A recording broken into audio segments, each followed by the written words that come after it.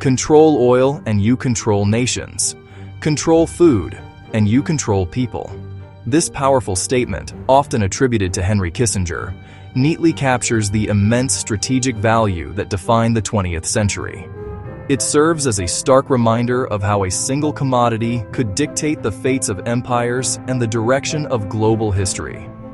The story of the modern world is inextricably linked to the story of oil, a viscous black liquid that rose from obscurity to become the planet's most critical resource. Before its rise, the world ran on coal and steam, a gritty and laborious foundation for the Industrial Revolution. But the dawn of a new century brought with it a profound and irreversible shift. The early 1900s marked the beginning of a great transition. Visionaries and engineers recognized the superior qualities of oil. It was more concentrated and portable than coal, with higher energy density ideal for new transportation. The internal combustion engine, a marvel of its time, was hungry for this refined fuel. Winston Churchill converted the Royal Navy from coal to oil, granting greater speed and range, fundamentally altering naval strategy forever. The strategic importance of oil became brutally clear during the crucible of global conflict. In the First World War, the shift to oil-powered navies was just the beginning. Tanks, trucks, military aircraft. Lord Curzon said the Allied cause floated to victory upon a wave of oil. Supplying fuel to the front lines was as critical as supplying ammunition, food. A stalled tank or a grounded airplane was useless, no matter how advanced. Control over petroleum resources became a primary military objective. This lesson exploded in the Second World War, a global mechanized conflict. The war was fought as much over oil field supply lines as it was over territory ideology.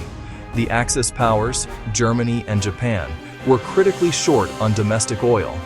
Germany's blitzkrieg burned enormous quantities of fuel. That dependency drove Hitler to invade the Soviet Union, to seize the Caucasus oil around Baku. The failure to capture those fields was a turning point on the Eastern Front. Japan faced cutoff. After the U.S. oil embargo in 1941, Tokyo struck Pearl Harbor to secure oil in the Dutch East Indies. The U.S., the Saudi Arabia of its day, produced most Allied oil.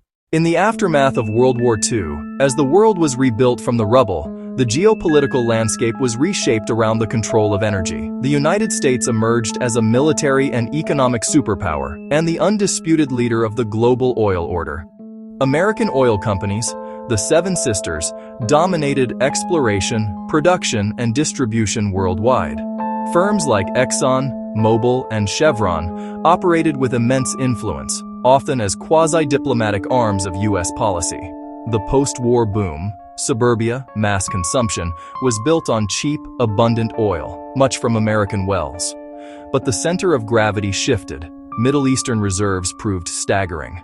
Saudi Arabia, Iran, Iraq, Kuwait, oceans of crude dwarfing other deposits. The region morphed from backwater to strategic heartland of the global economy. The U.S., seeing finite domestic reserves, forged deep security ties with Gulf monarchies. An unwritten pact, protection for stable flows. A web of dependencies formed. Western Europe and Japan became reliant on Middle Eastern oil for factories and cars. Critical sea lanes, especially the Strait of Hormuz, became lifelines. Instability, conflict, or deliberate action could send shockwaves through finance. Middle East stability was now global economic security. Oil wealth funded modernization and welfare, but concentrated power, stifled democracy, and widened inequalities. The resource curse fueled tensions and Cold War competition, the US and USSR vying for influence. The idea of oil as a mere commodity was shattered in October 1973. In response to US support for Israel, Arab OPEC members unleashed the oil weapon. Embargoes and sharp production cuts. Oil prices quadrupled, triggering recession. Long gas lines formed, industry slowed, governments rationed. Power shifted from multinationals to producing states. OPEC rose to dictate prices and wield influence. Consuming nations rethought policy, invested in conservation, efficiency, and alternatives. Energy security topped agendas. In the 1980s, oil was a battlefield. Both sides targeted fields, refineries, and export terminals. The tanker war ensued.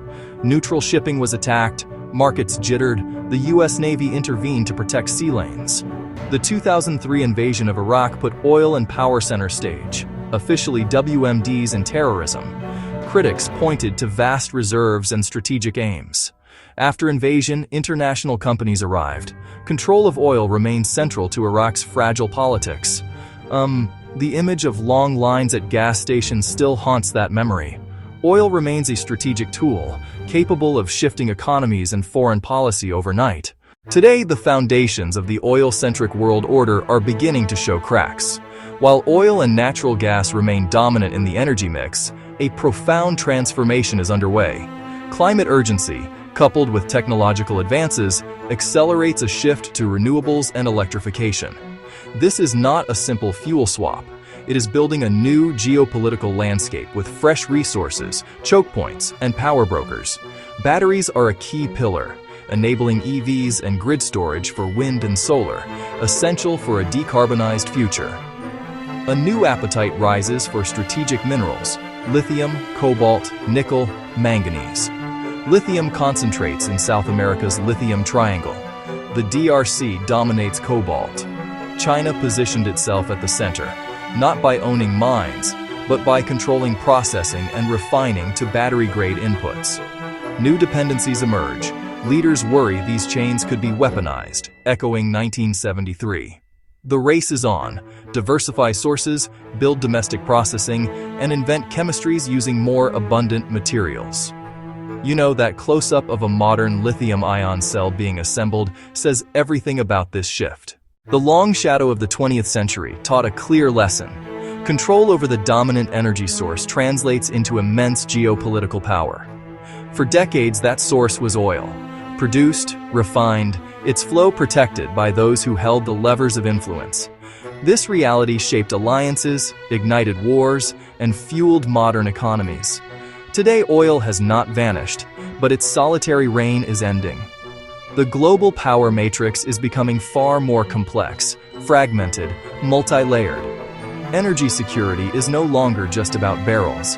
It is about critical minerals supply chains and protecting digital networks.